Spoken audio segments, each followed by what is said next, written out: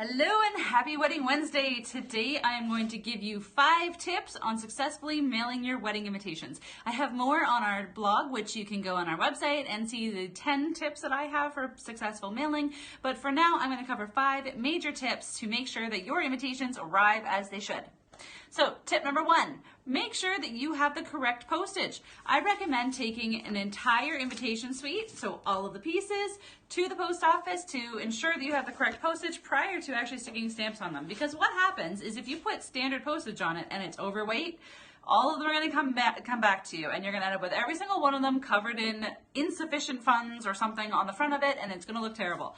So make sure you take one to the post office, have it weighed. Also, you can check before you go on the Canada Post website to see what their guidelines are. Canada Post and USPS are very different in their guidelines, as is every other postal system in the world.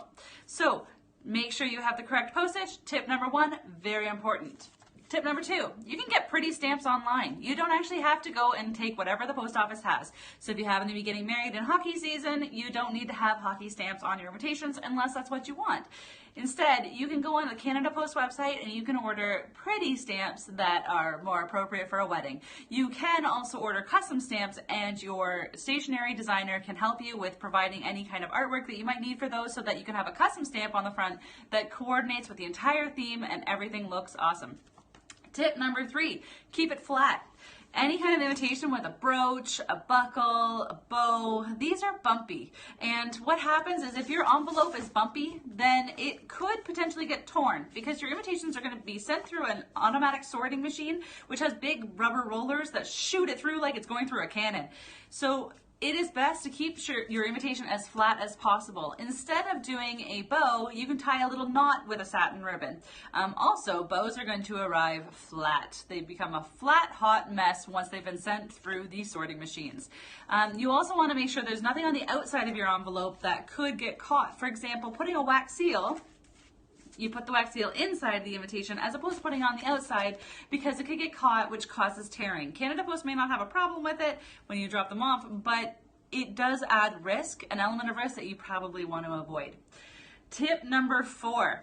Postage on your RSVP cards. So if you're going to be sending your RSVP cards out to people within the same country as you, so if you're in Canada, you're mailing out your invitations to everybody in Canada, no problem. Put a Canadian stamp on here, which will make it a little easier for your guests to mail the RSVP card back to you. But if you are having a lot of out-of-country guests, or any out-of-country guests, either you need to get a stamp from their country to our country, or you don't put a stamp on it at all. If you only have a couple of people that are in a different on it, they can probably find stamps. If you have a lot of people in that country, especially if it's like in the US, for example, it's very easy to go onto any of those countries' websites, their postal system websites, and order stamps, international stamps, that will allow the invitation or the RSVP card to travel from their country to our country.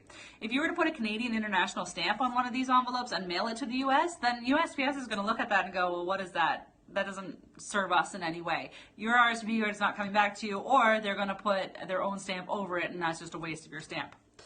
My final 5th biggest point is going to be a really big money saver if you have a lot of guests out of country.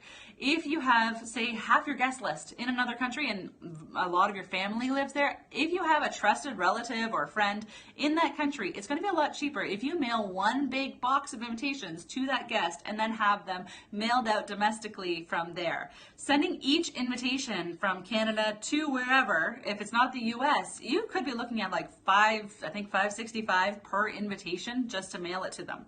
Instead, send one big package, spend the $45 it might cost to mail all those out, and then mail it out domestically. Just make sure that any return address you put on your invitations is that person's house and not yours, because obviously if it's going to get lost in the mail, then it is not going to be coming back to you. It'll just disappear. You want to have their address as your return address.